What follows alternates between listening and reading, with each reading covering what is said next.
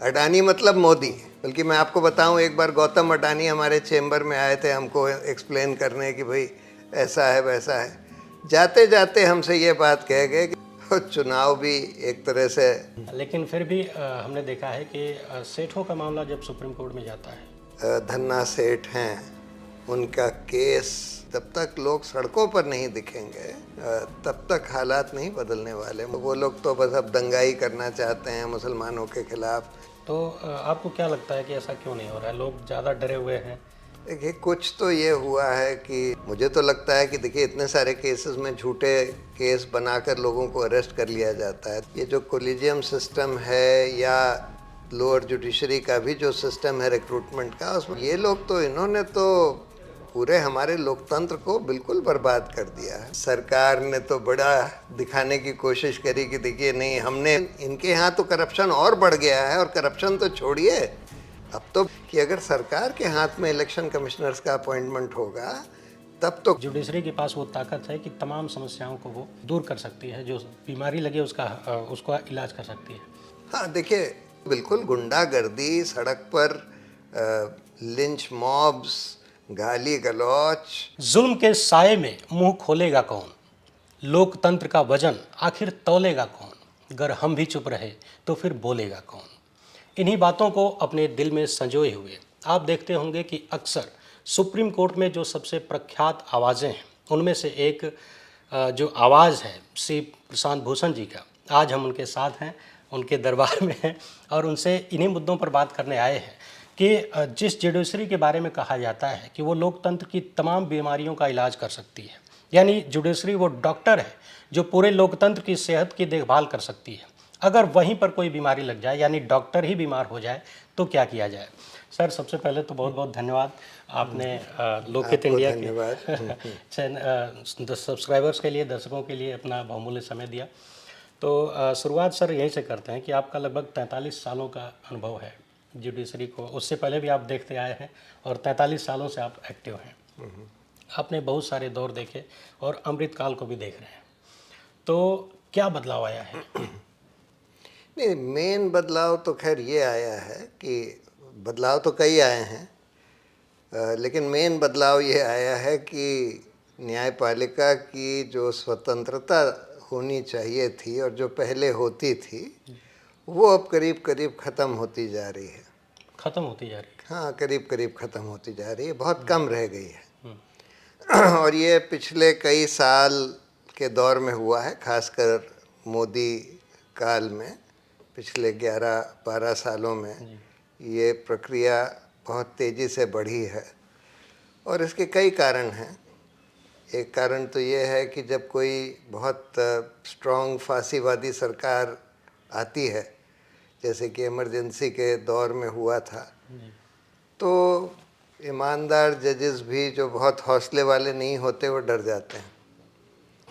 दूसरा कारण ये है कि इन्होंने इंडिपेंडेंट जजों का अपॉइंटमेंट होने ही नहीं दिया। इन्होंने एक तरीका अपनाया कि वैसे तो कानून ये कहता है कि कोलिजियम, सीनियर जजेस का कोलिजियम रेकमेंड करेगा कि इनका अपॉइंटमेंट होगा, लेकिन जब इनको लगता है कि कोई ऐसे जज को रेकमेंड किया गया है जो कि सरकार के खिलाफ खड़ा हो सकता है, तो या तो उस नाम पर बैठे रहते हैं, बाकी जो इनको ठीक लगते हैं उनका तो अपॉइंटमेंट ओके कर देते हैं, उस नाम पर ना हाँ कहते हैं ना कहते हैं। कभी कभी जब चीफ जस्टिस उनसे कहता है कि भाई आपने कुछ बोला ही नहीं, हमने इसका नाम भी भेजा था, तो वो कह देते हैं कि ना, इस वजह से ना। उसके बाद कोलिजियम जब यूनानिमसली रीटरेट भी करता है तब भी उसका अपॉइंटमेंट नहीं करते। तो जो बहुत इंडिपेंडेंट और हौसले वाले जजेस हैं, उनका अपॉइंटमेंट तकरीबन होने ही नहीं देते, पहले ही रोक दिया जाता है। पहले ही रोक दिया जाता है। उसके बाद पोस्ट रिटायरमेंट जॉब्स का मसला है। तो जैसे अरुण जेटली ने एक बार पार्लियामेंट में बोला था, the post retirement jobs to जजेस influences their pre retirement judgments. ये बिल्कुल सही बात है कि अगर आप किसी के सामने एक लॉलीपॉप लटका दें कि भाई तुमको हम रिटायरमेंट के बाद फलां कमीशन का चेयरमैन बना देंगे, फलां ट्राइब्यूनल में बना देंगे, राज्यसभा मेंबर बना देंगे, गवर्नर बना देंगे। तो वो इससे इन्फ्लुएंस हो जाते हैं, और बहुत सारे केसेस में ये हुआ है। गोगोई साहब को राज्यसभा मेंबर बना दिया, उधर वो जो एक मुस्लिम जज थे जो अयोध्या में भी थे, नज़ीर साहब, उनको गवर्नर बना दिया। सदाशिवम साहब को गवर्नर बना दिया। अरुण मिश्रा को नेशनल ह्यूमन राइट्स कमीशन का चेयरमैन बना दिया। इधर खानविलकर साहब को लोकपाल बना दिया। तो ये सारे वो जजेस हैं जिन्होंने सरकार के खिलाफ हार्डली कोई जजमेंट दिए। तो इन सब को पोस्ट रिटायरमेंट जॉब्स दिए गए। यानी आम जनता को 15 लाख की गारंटी भले न मिले, लेकिन जजों को ये पोस्ट रिटायरमेंट वाली गारंटी पक्की है। हाँ, नहीं सबको नहीं मिलता, लेकिन बहुतों को हमने देखा है कि कई ऐसे जजेस हैं जिन्होंने बहुत सारे अहम केसेस में फैसले दिए। अरुण मिश्रा को ले लीजिए, उन कम से कम 10 केसेस, अहम केसेस में, बिरला सहारा से लेकर अडानी के बहुत सारे मामलों से लेकर लैंड एक्विजिशन का मामला लेकर, इतने सारे फैसले सरकार के हक में दिए। एक भी फैसला सरकार के खिलाफ नहीं दिया। उनको नेशनल ह्यूमन राइट्स कमीशन का चेयरमैन बना दिया। तो ये तो हम रोज़ देख रहे हैं। और सबसे भयंकर चीज़ जो हो रही है वो तो ये है कि सारी एजेंसीज़ को कह दिया जाता है कि तुम लोग ये सारे क्रिटिकल जजेस के ऊपर डोजियर बना लो, यानी कि उनका आगे पीछे का सब देख लो, उनके नज़दीकी रिश्तेदारों का देख लो। कोई उन्होंने अगर गलत काम किया है तो उसको, उस इंफॉर्मेशन को यूज़ करके उनको ब्लैकमेल किया जाता है। मैंने माइनस पॉइंट ढूंढा जाता है। हाँ बिल्कुल, माइनस पॉइंट ढूंढा, उनकी कमज़ोरी ढूंढी जाती है। अगर कोई कमज़ोरी पकड़ में आ गई तो उससे उनका ब्लैकमेल किया जाता है। तो इन सब चीज़ों के चलते हुए इस सरकार के दौर में बहुत स्वतंत्रता न्यायपालिका की बहुत क्षीण हुई है। अच्छा सर, अभी 1-2 दिन पहले ही वी-डेम की एक रिपोर्ट आई जिसने भारत को चुनावी तानाशाही वाला देश बताया है। तो इसको आप किस रूप में देखते हैं? ये तो साफ दिख रहा है कि चुनावी तानाशाही का देश बन गया है। इलेक्शन कमीशन अब बिल्कुल सरकार के कब्ज़े में है, सरकार के इशारों पर नाचता है, सरकार के कहने पर इलेक्शन की डेट्स तय करी जाती हैं, सरकार के कहने पर एसआईआर किया गया है। एसआईआर में भी सरकार के कहने पर कि भाई तुम ऐसा एसआईआर करो, बिल्कुल नए सिरे से वोटर्स लिस्ट बनाओ, सबको बोलो कि एन्यूमरेशन फॉर्म भरें, सबको बोलो कि दस्तावेज़ दें। उसके बाद ऊपर से इंस्ट्रक्शंस जाते हैं इलेक्टोरल रजिस्ट्रेशन ऑफिसर्स को कि भाई इनको खास कर देख लो वगैरह वगैरह। तो इलेक्शन कमीशन तो पूरी तरह से सरकार के कब्ज़े में आ गया है। बाकी भी जो इंस्टीट्यूशंस हैं, कंट्रोलर एंड ऑडिटर जनरल का भी काफ़ी हद तक, पूरा नहीं कोलैप्स हुआ है लेकिन काफ़ी कोलैप्स हो चुका है। उसी तरह से पुलिस के जितने महकमे हैं, इन्वेस्टिगेटिव एजेंसीज जितनी हैं, CBI, ED, income tax, NIA, ये सब सरकार के कहने पर काम करते हैं। तो जब ऐसी हालत जब हो जाती है तो फिर उसको एक मतलब नाम के लिए अभी भी चुनाव होते हैं लेकिन चुनाव जीतना उन लोगों के लिए जो ऑपोजिशन में हैं, जिनके पास पैसा भी नहीं है और जो इतने सारे डिसएडवांटेजेस के साथ खेल खेल रहे हैं, उनके लिए जीतना बहुत मुश्किल हो जाता है। जी सर, जब हम जजों की नियुक्ति की बात करते हैं तो काफ़ी सारी समस्याएं देखने को मिलती हैं। जैसे बहुत सारे ऐसे नाम थे हाल फिलहाल में जिनको प्रमोट किया गया, कहीं हाई कोर्ट में लगाया गया और कुछ को तो सुप्रीम कोर्ट लाया गया। इनमें से कुछ नाम ऐसे थे जिनका जो इंटेलिजेंस रिपोर्ट है जिनके बारे में, वो काफ़ी एडवर्स थी, मगर फिर भी उनको जज बना दिया गया। तो इसका विरोध क्यों नहीं भीतर से निकलता है? देखिए, अनफॉर्चुनेटली हो ये रहा है कि अब कायदे से अगर सरकार जो कोलिजियम नाम रेकमेंड करता है उसका अपॉइंटमेंट ना करे, उस पर बैठी रहे या रीइटरेशन के बाद भी ना करे, तो ये तो कंटेम्प्ट ऑफ कोर्ट होता है। अगर कोई दमदार हौसले वाले जज हों तो या तो प्रधानमंत्री को या कानून मंत्री को कंटेम्प्ट ऑफ कोर्ट का नोटिस देना चाहिए और या फिर उसी तरह का आदेश पास करना चाहिए जैसे गवर्नर्स के केस में, जिसमें बोल दिया था कि अगर 3 महीने के अंदर वो जवाब नहीं देते हैं या कोई रिस्पॉन्स नहीं देते हैं तो डीम्ड कंसेंट मानी जाएगी। लेकिन अनफॉर्चुनेटली आज हम देख रहे हैं कि सुप्रीम कोर्ट में उतना हौसला नहीं दिखाई दे रहा कि वो इस तरह का आदेश पास कर दे, और उसका नतीजा ये हो रहा है कि इन जजों को पता है कि भाई हम अपने लोगों के नाम तब तक नहीं पुश कर पाएंगे जब तक जो सरकार नाम सजेस्ट करती है उसको हम ना मान लें। तो कई बार तो ये लोग अपने, फिर जैसे पिछले जो चीफ जस्टिस थे उन्होंने एक अपने भतीजे का कर दिया, एक अपने जूनियर का कर दिया, एक अपने सीनियर के बेटे का कर दिया। तो इन लोग को लगता है कि भाई हम अपने लोगों का अपॉइंटमेंट करा लें और सरकार जिसका चाहे वो करा ले। तो एक तरह से मिली भगत, एक हाथ लो एक हाथ दो वाला। हाँ, उस तरह का हिसाब चलने लगा है। अच्छा, इन्हीं तरह के नामों में 2-3 नाम ऐसे हैं जिन पर मोरल तरीके के भी भ्रष्टाचार के आरोप लगे। जैसे मध्य प्रदेश में एक जस्टिस गुप्ता थे और पंजाब हरियाणा हाई कोर्ट में एसपी सिंह, इन लोगों को भी प्रमोट किया गया, आगे बढ़ाया गया। तो क्या आपको नहीं लगता कि ये सारी चीज़ें कुछ ज़्यादा ही विवादित हैं? नहीं, बहुत विवादित हैं, लेकिन प्रॉब्लम ये है ना कि कोलिजियम तो आज या तो सरकार के दबाव में, या अगर उन्हीं का कोई आदमी है जिसको वो प्रमोट करना चाहते हैं तो वो कर देते हैं। तो इन सब चीज़ों को, जो उनके खिलाफ ऑब्जेक्शंस होते हैं, जो एडवर्स इंटेलिजेंस रिपोर्ट भी आई होती है, उस सब को नज़रअंदाज किया जाता है। और अगर कंप्लेंट्स भी आती हैं, जो बहुत सारी कंप्लेंट्स हम ही लोगों ने भेजी थी, कैंपेन फॉर जुडिशियल अकाउंटेबिलिटी, किसी का कोई जवाब ही नहीं आता, उस पर कोई प्रक्रिया ही नहीं होती, कोई इन्वेस्टिगेशन नहीं होता, कोई इन हाउस कमेटी नहीं बनाई जाती। ऐसे तो देखिए उन्होंने एक जो कोड ऑफ कॉन्डक्ट बनाया है उसमें ये है कि अगर कोई कंप्लेंट आती है और सीरियस कंप्लेंट होती है तो चीफ जस्टिस एक इन हाउस कमेटी बनाएगा जिसमें एक सुप्रीम कोर्ट का जज, एक हाई कोर्ट का चीफ जस्टिस, एक और जज होगा, वो उसका इन्वेस्टिगेशन करेंगे। लेकिन हम देख रहे हैं कि वो हार्डली किसी केस में किया जाता है। बहुत, अगर कोई बहुत पब्लिक स्कैंडल हो गया, जैसे कि इसमें यशवंत वर्मा के केस में हो गया था कि भाई वीडियो ही आ गया, तब तो वो इन हाउस कमेटी अपॉइंट कर देते हैं। नहीं तो हम देख रहे हैं कि इन हाउस कमेटी नहीं अपॉइंट उस केस में भी सर कुछ बात आगे बढ़ती हुई दिख तो नहीं रही है। हाँ, वो फिर इम्पीचमेंट में चला गया। इम्पीचमेंट में सरकार ने तो बड़ा दिखाने की कोशिश करी कि देखिए नहीं, हमने इम्पीचमेंट कराया है, लोकसभा में कराया है, लेकिन अब सब बैठ गए, सब ठंडे होकर बैठ गए, सब ठंडे बस्ते में चला गया, कुछ भुलवा दिया गया है।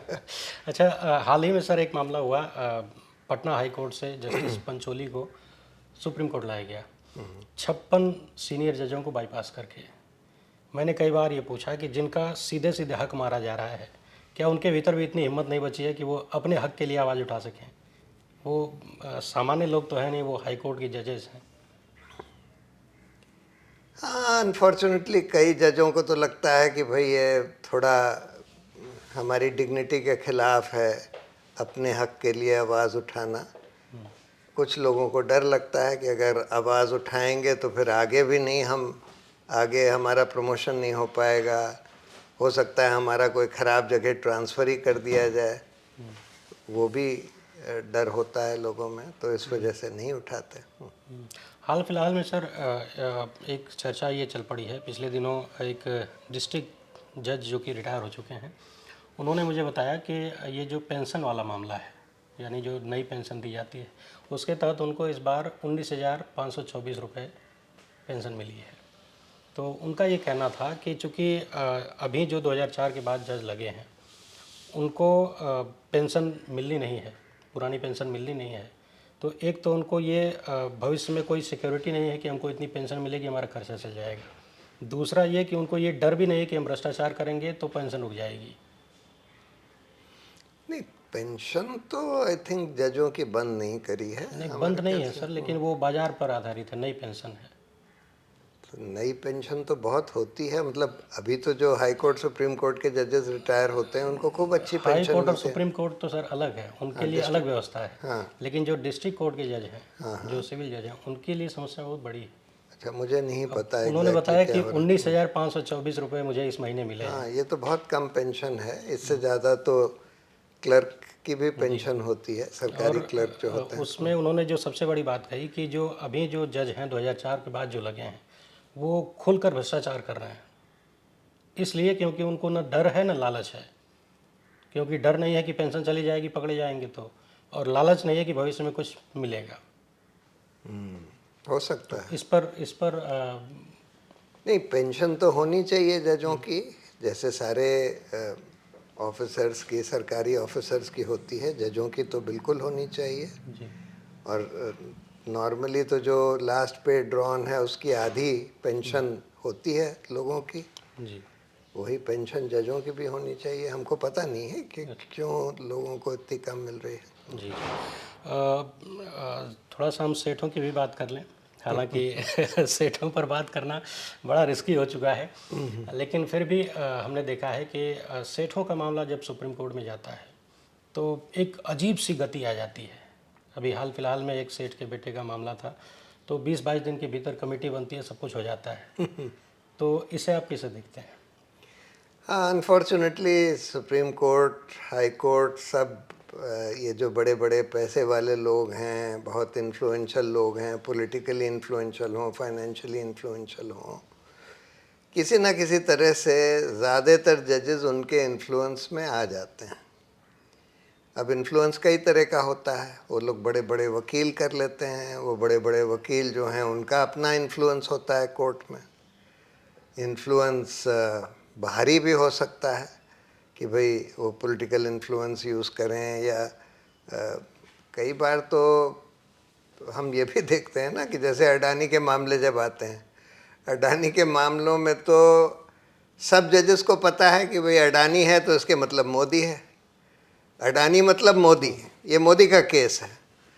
तो इसलिए अडानी के केस को तो यही मानते हैं कि भाई ये तो मोदी का ही केस है, अगर हम अडानी के खिलाफ करेंगे तो मोदी के खिलाफ कर रहे हैं। ये एक आम समझ पूरे हमारी सोसाइटी में और जुडिशरी में बन चुकी है। बल्कि मैं आपको बताऊं, एक बार गौतम अडानी हमारे चेंबर में आए थे हमको एक्सप्लेन करने कि भाई ऐसा है वैसा है। जाते जाते हमसे ये बात कह गए कि भाई नरेंद्र भाई से कुछ भी कराना हो तो मुझे बताइएगा।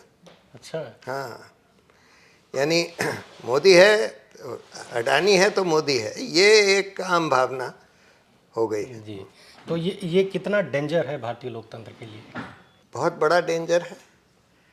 अगर लोकतंत्र इस पर चलने लगे कि जो बड़े बड़े धन्ना सेठ हैं उनका केस, उनके लिए दूसरे तरह के मापदंड होंगे जस्टिस के, उनका केस जल्दी जल्दी तय किया जाएगा अगर वो चाहते हैं, अगर नहीं चाहते हैं तो उनका केस ठंडे बस्ते में डाल दिया जाएगा, वगैरह वगैरह।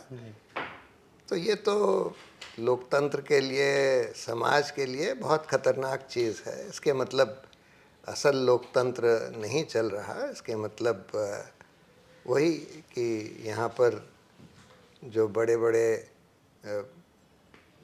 पॉलिटिशियंस हैं या धन्ना सेठ हैं उन्हीं का काम हो रहा है। जी, एक चीज़ तो ये है कि सेठों के मामले में बहुत तेज़ी आ जाती है। दूसरा ये है कि जो लोकतंत्र के महत्व के मामले हैं, जैसे चुनाव आयुक्तों की नियुक्ति का मामला है, SIR का केस है, इस तरह की तमाम चीज़ें, चाहे चुनाव में जिस भी तरह की गड़बड़ी के आरोप लगते हैं, वो मामला अगर अदालत में जाता है तो खासकर सुप्रीम कोर्ट में, तो वो लटकता रहता है। यानी एक तरफ उनके लिए स्पीड कई गुना हो जाती है और दूसरी तरफ देश की जनता के लिए लोकतंत्र की जब बात आती है तो स्पीड लगभग शून्य हो जाती है। हाल ही में आप संभवतः कल ही आपने अपीयर हुए थे आप इस मामले में, आयुक्तों की नियुक्ति के मामले में, और उसमें आप ही ने शायद डिमांड किया कि जो भविष्य में चीफ जस्टिस के नंबर में हैं वो लोग न रहे। क्या था वो पूरा मामला? नहीं, वो तो जो नया कानून सरकार लाई है, जब सुप्रीम कोर्ट का फैसला आया कि भाई इलेक्शन कमिश्नर्स के अपॉइंटमेंट में 3 लोगों की कमेटी होनी चाहिए, प्रधानमंत्री, लीडर ऑफ अपोजिशन और चीफ जस्टिस ऑफ इंडिया, उसको बदलने के लिए सरकार एक कानून ले आई। उसमें ये बोल दिया कि नहीं, चीफ जस्टिस की कोई ज़रूरत नहीं है, प्रधानमंत्री, लीडर ऑफ ऑपोजिशन और एक और मंत्री जिसको प्राइम मिनिस्टर नॉमिनेट करेंगे। तो अब मोदी, अमित शाह और राहुल गांधी ये लोग तय करते हैं। राहुल गांधी अपना डिसेंट नोट्स देते रहते हैं, लेकिन वो लोग ओवर रूल कर देते हैं। जो सरकार चाहती है जिसको अपॉइंट करना उसको अपॉइंट कर रही है। अब इस कानून को हम लोगों ने चैलेंज किया, क्योंकि सुप्रीम कोर्ट ने इस आधार पर वो जजमेंट दिया था कि अगर सरकार के हाथ में इलेक्शन कमिश्नर्स का अपॉइंटमेंट होगा तब तो कोई फ्री एंड फेयर इलेक्शन नहीं हो पाएगा, और इस वजह से वो हमारे लोकतंत्र के लिए बहुत बड़ा खतरा है। और इस वजह से उन्होंने बोला था कि ऐसी कमेटी होनी चाहिए। अब फिर से सरकारी कमेटी ले आए हैं। अगर कोई और चेंज करते फिर भी इंडिपेंडेंट कमेटी होती तब भी समझ में आता, लेकिन ये तो बिल्कुल सरकारी कमेटी इन्होंने फिर से बना दी। तो इसको हम लोगों ने चैलेंज किया हुआ है। अब 1.5 साल से वो चैलेंज हमारा पेंडिंग है। उस बीच में कई लोगों के अपॉइंटमेंट हो चुके हैं, लेकिन उस पर बस तारीख पर तारीख पड़ती रहती है। अभी हाल में ये हुआ कि जब पिछली बार लगा था तो चीफ जस्टिस के यहाँ लगा था, उन्हीं के यहाँ लगता था। उन्होंने बोला कि भाई देखो, हमको सुनना चाहिए कि नहीं सुनना चाहिए, क्योंकि अगर हम इस कानून को रद्द करते हैं तो फिर चीफ जस्टिस मैं ही हूँ, मैं ही कमेटी में आ जाऊँगा, तो इसलिए हमारा सुनना ठीक होगा कि नहीं। तो मैंने बोला कि हाँ, शायद ठीक नहीं होगा, और शायद उन लोगों का भी ठीक ना हो जो आगे चीफ जस्टिस बनने की लाइन में हैं। तो आप ऐसी बेंच में भेजिए उन जजेस के सामने जो चीफ जस्टिस बनने की लाइन में ना हो। तो अब उन्होंने बोला है कि कोई ऐसी बेंच में भेजेंगे। जी सर, हाल फिलहाल में एक बड़ा मामला सुप्रीम कोर्ट से निकला एनसीईआरटी बुक को लेकर। हाँ, तो उसमें किताब में जो छपा था, हमने देखा कि सुप्रीम कोर्ट के भीतर उसी सुप्रीम कोर्ट के कई बड़े चेहरों ने इसको विवादित बताया, जबकि आपका जो कमेंट था ट्विटर पे जो मैंने देखा, आपने सुप्रीम कोर्ट के उस ऑर्डर को या फिर जो भी आदेश उन्होंने दिया, आपने कहा कि ये ठीक नहीं हुआ है। देखिए मैंने तो वो चैप्टर पढ़ा है, 18 पेज का चैप्टर है, और उसमें न्यायपालिका का क्या स्ट्रक्चर है, क्या रोल है, क्या अचीवमेंट्स हैं, वो सब दिए हैं। आखिर के 2 पेज में चैलेंजेस बिफोर द जुडिशरी, उसमें एक चैलेंज तो लिखा है कि बहुत डिलेज होते हैं, बहुत पेंडेंसी है केसेस की, और दूसरा चैलेंज लिखा है करप्शन। तो ये दोनों चीज़ें सही हैं, ये दोनों सचमुच सीरियस चैलेंजेस हैं न्यायपालिका के सामने। अब इस पर तो विवाद हो सकता है कि भाई 8वीं कक्षा के बच्चों को ये बताने की ज़रूरत है कि नहीं है, लेकिन ये सही है कि नहीं है, इस पर तो कोई विवाद हो ही नहीं सकता। और ये भी कोई नहीं कह सकता कि उस चैप्टर में सारी जुडिशरी की बुराई ही करी गई है। एक्चुअली हुआ ये कि सिर्फ उसके 2 पेजेस सामने आए, वो चैलेंजेस वाले, बाकी चैप्टर तो सामने आया ही नहीं। जजेस ने ज़रूर पढ़ा होगा, लेकिन आम जनता ने तो नहीं पढ़ा। किसी को पता तो लोगों को इम्प्रेशन, कुछ लोगों को इम्प्रेशन ये हुआ कि ये सरकार की तरफ से कोशिश करी गई है कि न्यायपालिका को कमज़ोर किया जाए, उनकी खामियां दिखाने की कोशिश करी गई है। इस वजह से कुछ जजेस ने ये कह दिया कि हाँ, ये ऐसा नहीं होना चाहिए एनसीईआरटी की टेक्स्ट बुक में। लेकिन मेरी राय में इसमें कोई गलत नहीं है। मेरी राय में तो 8वीं कक्षा के भी बच्चों को ये बात बताई जा सकती है कि भाई न्यायपालिका का ये ढांचा है, ये रोल है, ये अचीवमेंट्स हैं, ये प्रॉब्लम्स हैं। कोई हर्जा नहीं है 8वीं कक्षा के बच्चों को ये बताने में। तो वो जो इन्होंने ऑर्डर पास किया उसमें कई खामियां थीं। पहली खामी तो ये थी कि भाई आपने इतना, आप उस पर उत्तेजित हो गए। दूसरी खामी ये थी कि आपने बोल दिया कि जिन लोगों ने वो चैप्टर लिखा है उनको सब जगह से, सरकारी संस्थाओं से, सब सरकारी जगहों से बेदखल कर देना चाहिए। उनको बगैर सुने आपने ये बात बोल दी।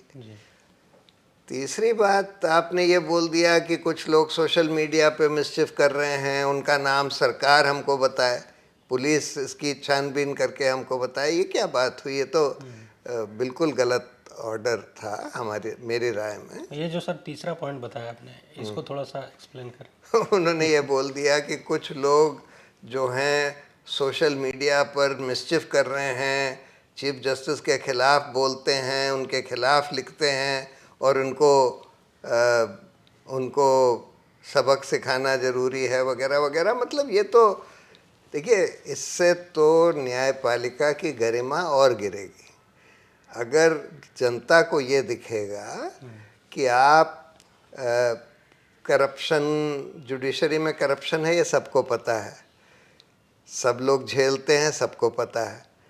अगर लोगों को दिखेगा कि जुडिशरी इस इंफॉर्मेशन को दबाने की कोशिश कर रही है, तो जाहिर है कि लोगों को और ये फीलिंग होगी कि हाँ ज़रूर करप्शन है और खूब करप्शन होगा, इसीलिए लोग दबा रहे हैं जी। और अगर आप अपना जो क्रिटिसिज्म है उसको दबाने की कोशिश करेंगे, जो जनरल क्रिटिसिज्म होता है सोशल मीडिया वगैरह पर, उससे भी और नुकसान होगा। तो इसलिए इससे कोई फ़ायदा जुडिशरी को नहीं होने वाला है, नुकसान ही नुकसान है। जी।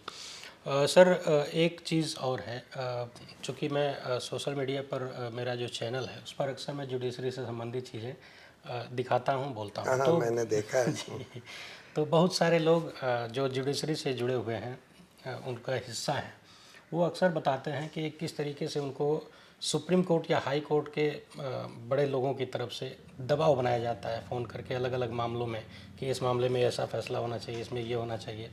और जो निचली अदालतें हैं, जो निचले जज हैं, उनके पास कोई सुरक्षा की चीज़ नहीं है, यानी वो दबाव में आ जाते हैं। नहीं आएंगे तो उनका एफआईआर ख़राब कर दिया जाएगा या फिर अन्य तरीक़ों से उनको किसी न किसी तरीके से दंडित किया जाएगा।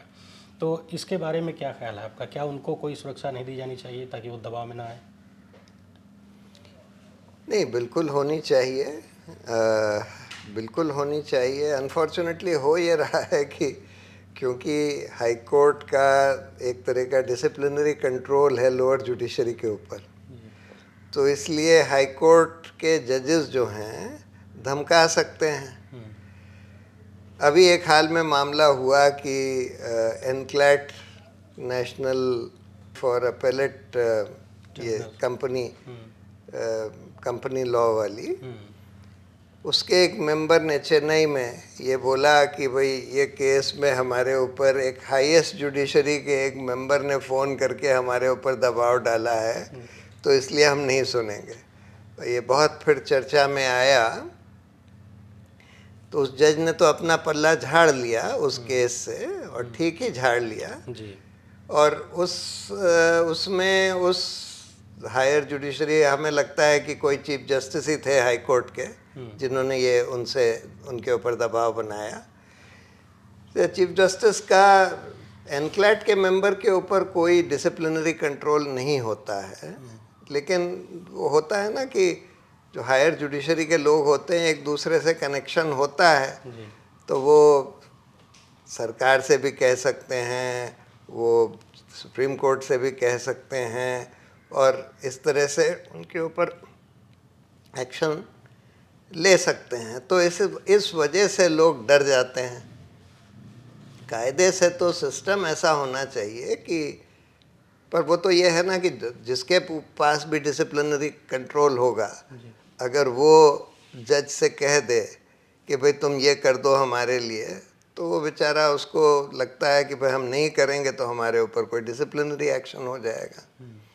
ये बहुत बड़ी समस्या है। ये एक, जितनी गिरावट आई है सोसाइटी में, जितना करप्शन बढ़ा है सोसाइटी में, ये उसकी समस्या है। जी। सर, एक चीज़ और जो लोग बताते हैं उसमें ये है कि निचली अदालतें जो हैं वहाँ पर जो पियून तक की भर्ती होती है उसकी लिस्ट भी हाई कोर्ट से जाती है और नाम मात्र का एक इंटरव्यू होता है। हाँ, ये हो सकता है। हम लोगों को भी ये इन्फॉर्मेशन मिली है कि कई जगह हाई कोर्ट के जजेस वगैरह इसमें भी इंटरफेयर कर रहे हैं, जो लोअर जुडिशरी के जो बिल्कुल क्लरिकल या पियोन अपॉइंटमेंट्स वगैरह हो रहे हैं, उनमें भी इंटरफेयर कर रहे हैं। अमृतकाल में सर एक विशेष चीज़ और देखने को मिली है, जैसे प्रोफेसर महमूदाबाद का केस है और सोनम वांगचुक जी का केस है, कुछ और मामले हैं। एक यूट्यूब चैनल पर पिछले साल बैन लगाया गया था। सरकार जब देखती है कि अब हमें सबूत देना होगा, अदालत में अपना पक्ष रखना होगा, कुछ रख नहीं पाएंगे, तो फिर केस को वापस ले लिया जाता है। हाँ, ये तो इसमें सोनम वांगचुक में तो साफ साफ हुआ, जितने दिन वो खींच सके खींच लिया, और जब लगा कि बहुत एम्बैरेसमेंट हो रहा है, बहुत एम्बैरेसिंग हो गया है, तब फिर विड्रॉ कर लिया। तो ऐसे केस में जैसे जस्टिस लोकुर ने लिखा है कि सुप्रीम कोर्ट को फिर भी फैसला देना चाहिए, चाहे सरकार ने वो डिटेंशन विड्रॉ कर लिया है, लेकिन अभी भी सुप्रीम कोर्ट को फैसला देना चाहिए कि बिल्कुल गलत डिटेंशन था, जिससे आगे तो कम से कम रोक लगे इस तरह के डिटेंशन में, और उनके खिलाफ एक्शन लेना चाहिए जिन्होंने ये डिटेंशन ऑर्डर पास किया बिल्कुल इलीगल। तो सर, आपको नहीं लगता कि ये एक तरह से बढ़ावा दिया जा रहा है न्यायपालिका की तरफ से सरकार को? हाँ, अगर कोई एक्शन नहीं लेते और इस तरह से विड्रॉ होने देते हैं तो फिर बढ़ावा ही मिलता है। फिर मुझे तो लगता है कि देखिए, इतने सारे केसेस में झूठे केस बनाकर लोगों को अरेस्ट कर लिया जाता है, दिल्ली राइट्स के केस में, भीमा कोरेगांव के केस में, उसमें न्यायपालिका का दायित्व है कि जब उनको दिखे कि बिल्कुल झूठा केस बनाया गया है तो ये आदेश दें। जैसे वो लिकर स्कैम में केजरीवाल के केस में उस जज ने आदेश दिया है कि भाई सीबीआई का जो इन्वेस्टिगेटिंग ऑफिसर था उसका इन्वेस्टिगेशन होना चाहिए कि उसने झूठा केस कैसे बनाया, क्यों बनाया। तो कायदे से जब तक झूठा केस बनाने वालों के ऊपर एक्शन नहीं होता तब तक ये प्रक्रिया चलती रहेगी कि आप झूठा केस बनाइए, लोगों को 10-10 साल तक जेल में सड़ाइए, उसके बाद फिर वो बरी हो जाते हैं या आपका केस कोलैप्स हो जाता है और फिर आपके ऊपर कोई एक्शन नहीं होता। जी, दिल्ली में ही यूनिवर्सिटी के कुछ छात्र थे, नौजवान, जो उमर खालिद, शर्जील इमाम जैसे तमाम लोग हैं जो सालों से जिनको जेल में रखा गया है। तो ये कितना बड़ा धब्बा है भारतीय लोकतंत्र पर कि इतनी बड़ी जुडिशरी, प्रधानमंत्री विदेश में जाके कहते हैं कि हम लोकतंत्र की अम्मा हैं, यानी अंग्रेजी में बोलते हैं मदर ऑफ डेमोक्रेसी, डेमोक्रेसी हमारे खून में बहती है। क्या आपको लगता है कि जो उन्होंने बोला अमेरिकी धरती पर, वो सच में भारत में कहीं भी तिनका भर दिखता है? नहीं, अब तो बिल्कुल नहीं दिख रहा। अब तो हम देख रहे हैं कि रोज़ 100 सोशल मीडिया पोस्ट को टेक डाउन ऑर्डर्स दिए जा रहे हैं, यूट्यूब पोस्ट को टेक डाउन ऑर्डर्स दिए जा रहे हैं। रोज़ जहाँ जहाँ भी सरकार का क्रिटिसिज्म हो रहा है, प्रधानमंत्री का क्रिटिसिज्म हो रहा है, सटायर भी हो रहा है प्रधानमंत्री के खिलाफ, उसको भी टेक डाउन किया जा रहा है। और अनफॉर्चुनेटली न्यायपालिका उसके विरुद्ध खड़ी नहीं हो रही है, और सभी कुछ चल रहा है। देखिए, बुलडोज़र्स भी चल रहे हैं, अभी भी चल रहे हैं, लोगों को झूठा अरेस्ट भी किया जा रहा है, बिल्कुल झूठे केस बना कर। तो ये सब कुछ हो रहा है। तो चुनाव भी एक तरह से नाम के लिए रह गया है। अगर आप वोटर लिस्ट से इतनी बड़ी छेड़छाड़ कर दें, आप मॉडल कोड ऑफ कॉन्डक्ट को सिर्फ ऑपोजिशन के खिलाफ एनफोर्स करें, रूलिंग पार्टी के खिलाफ ना करें, अगर सारा के सारा पैसा एक ही पार्टी, रूलिंग पार्टी के पास ही हो, तो फिर क्या लोकतंत्र रह जाएगा। एसआईआर को के केस को जिस तरह से सुप्रीम कोर्ट ने हैंडल किया, उसे कैसे देखते हैं आप? नहीं, ये देखिए, उनको तो शुरू में ही इसको रोक देना चाहिए था, बिल्कुल इलीगल एक्सरसाइज थी। लेकिन अनफॉर्चुनेटली वो कोई फैसला उस पर अभी तक नहीं आया है।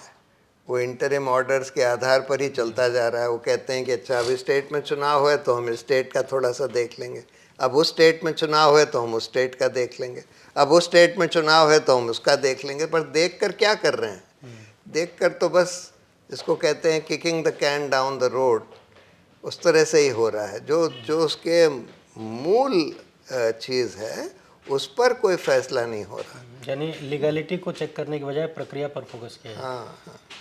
कई पत्रकार हैं जो सेट पर बात हम कर रहे थे तो उस समय नाम छूट गया, जैसे प्रंजय गुहा ठाकुरता जी हैं, रवि नायर हैं। इन लोगों को जिस तरीके से लगातार महंगे महंगे मुकदमे करके एक तरह से सामाजिक, आर्थिक और मानसिक टॉर्चर दिया जा रहा है, इस पर क्या कहेंगे आप? और सारे केसेस वो अहमदाबाद में फाइल करते हैं ज़्यादातर। ऐसा तो अहमदाबाद का कोर्ट जो है, उनको लगता है कि उनके अधीन है, उनके दबाव में काम करता है। ऐसा किन के अधीन है? अडानी के। तो अडानी जो हैं वो अपने सारे केसेस अहमदाबाद में फाइल करते हैं। परंजय गुहा ठाकुरदा यहाँ पर हैं, रवि नायर यहाँ पर हैं, उन्होंने जो कुछ लिखा है वो यहाँ लिखा है, लेकिन केस वहाँ अहमदाबाद में फाइल होता है। इसको स्लैप सूट कहते हैं, strategic litigation against public participation. तो जो बड़े बड़े धन्ना सेठ या पावरफुल लोग होते हैं इस तरह के केसेस फाइल करते हैं कि जिससे कि लोगों को उलझाए रखें, लोगों को इधर उधर दौड़ाते रहें और वो लोग अपना काम ना कर पाएँ, सब बेईमानी को एक्सपोज करने का वगैरह वगैरह। ये एक तरीका हो गया। तो सर हमने ये तो बात कर लिया कि बीमारी क्या लगी है और कैसी कैसी बीमारी है, हल क्या है इसका? ये मेरा तो अब ये मानना है कि जब तक लोग सड़कों पर नहीं आएंगे, और सड़कों पर आने में भी ये लोग जेल में डाल देते हैं। अब वो पोल्यूशन के खिलाफ कुछ लोग सड़क पर आए, उनको भी पुलिस वैन उठा कर ले गई। तो सेंगर के केस में 2 महिलाएं सड़क पर आईं, उनको भी पुलिस वैन उठा कर ले गई। तो लेकिन फिर लोगों को संगठित होकर, अब जैसे ये ट्रेड डील हुई है जिसमें किसानों का बहुत नुकसान होने वाला है, मजदूरों का बहुत नुकसान होने वाला है, इस पर तो बिल्कुल सारी ट्रेड यूनियंस, किसान यूनियन, स्टूडेंट यूनियन, सबको सड़कों पर उतरना चाहिए कोऑर्डिनेटेड तरीके से और इसका विरोध करना चाहिए। इसी तरह से जो हमारे लोकतंत्र का हनन हो रहा है SIR के खिलाफ भी सबको सड़कों पर उतरना चाहिए, तब जाकर कुछ हालात बदलेंगे। जब तक लोग सड़कों पर नहीं दिखेंगे तब तक हालात नहीं बदलने वाले, मुझे ऐसा लगता है। जी, तो आपको क्या लगता है कि ऐसा क्यों नहीं हो रहा है? लोग ज़्यादा डरे हुए हैं या फिर लोगों को लगता है कि सब ठीक है, कोई दिक्कत नहीं है? नहीं, ये तो नहीं लग रहा कि सब ठीक है। देखिए, कुछ तो ये हुआ है कि सोशल मीडिया और ये जो सरकारी प्रोपेगेंडा, जो कम्युनल प्रोपेगेंडा हुआ है, उसमें कुछ लोग 10-15% लोग उसके इन्फ्लुएंस में आ गए हैं। तो वो लोग तो बस अब दंगाई करना चाहते हैं मुसलमानों के खिलाफ, ये वो नारे लगाना चाहते हैं वगैरह वगैरह। लेकिन वो अभी थोड़े ही लोग हैं। बाकी लोग जो हैं, कुछ तो इंडिया अगेंस्ट करप्शन मूवमेंट का जो हश्र हुआ, उसका जो सेटबैक हुआ, उससे बैठ गए हैं, मतलब हताश होकर बैठ गए हैं कि भाई हम बाहर निकले थे, देखिए उसका ये हश्र हो गया, हम फिर से बाहर निकलने में डर रहे हैं, या थोड़ा मतलब इतना फ्रंट फुट पर नहीं अभी आना चाहते। आगे मैं इसी मूवमेंट पर ही चर्चा करना चाहता था, आपने ही छेड़ दिया। आप भी उसका हिस्सा थे और काफ़ी महत्वपूर्ण रोल आपने निभाया था। क्या आपको लगता है कि आपने जो आंदोलन किया या लोगों को तैयार किया करने के लिए, उसका जो रिज़ल्ट आया वो वैसा ही था जैसा आपने उम्मीद किया? नहीं, रिज़ल्ट तो बिल्कुल उल्टा आ गया। अनफॉर्चुनेटली ना तो लोकपाल कोई सक्रिय हो पाया, लोकपाल बन तो गया, वैसा नहीं बना जैसा हम लोग चाहते थे। सरकार ने फिर अपने ही आदमियों को बना दिया, जैसे खानविलकर साहब को बना दिया। लेकिन उससे भी बड़ा खराब उसका हश्र ये हुआ कि उसकी वजह से बीजेपी पावर में आ गई, उस आंदोलन की वजह से, उसका फ़ायदा उठाकर। और ये लोग तो, इन्होंने तो पूरे हमारे लोकतंत्र को बिल्कुल बर्बाद कर दिया है। मतलब जितना उस समय करप्शन ज़रूर था, यूपीए के समय में खूब था करप्शन, लेकिन इनके यहाँ तो करप्शन और बढ़ गया है। और करप्शन तो छोड़िए, अब तो बिल्कुल गुंडागर्दी, सड़क पर लिंच मॉब्स, गाली गलौच, तब एक हमारा पूरा कल्चर ही ख़त्म किया जा रहा है। यानी चोरी को रोकने का प्रयास था, डकैती होने लगी। बिल्कुल बिल्कुल। तो सर मेरा सवाल ये है कि ये जो जुडिशरी है, जैसे मैंने शुरुआत में ही कहा कि जुडिशरी के पास वो ताकत है कि तमाम समस्याओं को वो दूर कर सकती है, जो बीमारी लगी उसका इलाज कर सकती है। लेकिन अगर जुडिशरी में ही बीमारी लगी है तो उस बीमारी को कैसे दूर किया जाए? जैसे बहुत सारे लोग कहते हैं कि कॉलेजियम जब तक रहेगा, कॉलेजियम सिस्टम रहेगा, ये चीज़ें ठीक नहीं होंगी। हाँ, देखिए, रिफॉर्म्स तो बहुत तरह के होने की ज़रूरत है, जुडिशल रिफॉर्म्स। पहली बात तो बहुत सारे लोगों को जुडिशरी के लिए एक्सेस ही नहीं है, वो पहुँच ही नहीं पाते, उनके पास वकील करने के लिए पैसा ही नहीं है। उसके लिए एक कानून बना था ग्राम न्यायालय का, उसको कार्यान्वित नहीं किया गया है कि ग्राम न्यायालय बनाए जाएंगे तालुका लेवल पर या ब्लॉक लेवल पर, उसको कार्यान्वित नहीं किया है। वो होना चाहिए। वो थोड़े इनफॉर्मल कोर्ट्स होंगे।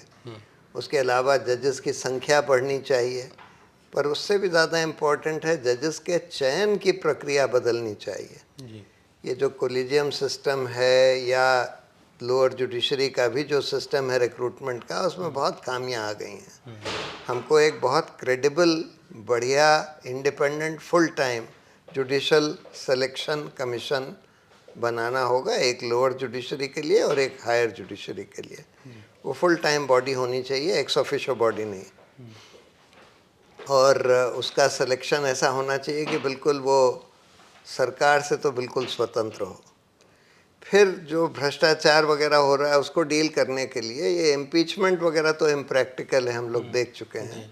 उसके लिए एक जुडिशल कंप्लेंट्स कमीशन बनना चाहिए जो सरकार से भी और न्यायपालिका से, दोनों से स्वतंत्र हो।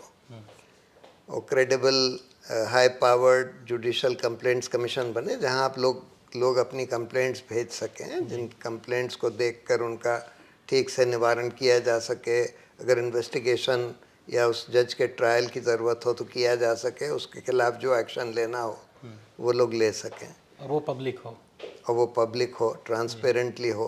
उसी तरह से अपॉइंटमेंट्स भी ट्रांसपेरेंटली हों, ट्रांसपेरेंटली भी हों और सिस्टमैटिकली भी हों। अभी तो कोई सिस्टम ही नहीं है कि भाई आप किस आधार पर चूज़ कर रहे हैं।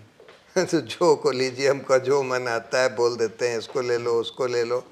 कोई उसका क्राइटेरिया नहीं बनाया, कोई सिलेक्शन का कोई तरीका नहीं बनाया कि कैसे आप लोगों को इवैल्यूएट करेंगे उन क्वालिटीज़ के आधार पर। तो जो अभी आपने बताया, क्या ऐसी व्यवस्था किसी दुनिया के किसी देश में है? हाँ हाँ, बहुत सारे देशों में है। जैसे अमेरिका में? इंग्लैंड में भी है, वहाँ पर भी एक जुडिशल अपॉइंटमेंट्स कमीशन है, बहुत बड़ा सा। कई देशों में है, अलग अलग देशों में अलग अलग तरह की प्रक्रियाएं हैं, लेकिन इन सब की का सिस्टम कुछ कुछ देशों में है जो मैंने बोला। जी। एक आखिरी सवाल सर, जैसे पिछले 12 सालों में अमृतकाल में हमने देखा है कि जिसकी बात पसंद नहीं है, जिसकी आवाज़ पसंद नहीं है, जिसके सवाल पसंद नहीं है, उसको चुप करा दो। ऐसा लग रहा है कि वही चीज़ें कहीं ना कहीं जुडिशरी के भीतर भी आती जा रही हैं। खासकर ये जो एनसीईआरटी वाला केस हुआ, तो क्या चद्दर डाल देने से घाव ठीक हो जाएंगे? नहीं नहीं, बिल्कुल नहीं ठीक होते, बल्कि और उभर कर आते हैं। अगर आप चद्दर डालने की कोशिश करते हैं तो लोगों को लगता है कि हाँ, इसमें ज़रूर गड़बड़ है। जैसे कि अभी सोशल मीडिया पर वो जो एक सटायर पोस्ट किसी ने प्रधानमंत्री के हा हा ही और हक करने का बनाया, जप्फी डालने का, उसको सरकार ने सेंसर कर दिया। लेकिन उसको अब और लोगों ने शेयर करना शुरू कर दिया है, दूसरे तरह के सोशल मीडिया प्लेटफॉर्म्स पर शेयर करना शुरू कर दिया है, और उसका व्यूअरशिप और बढ़ गई है पहले से।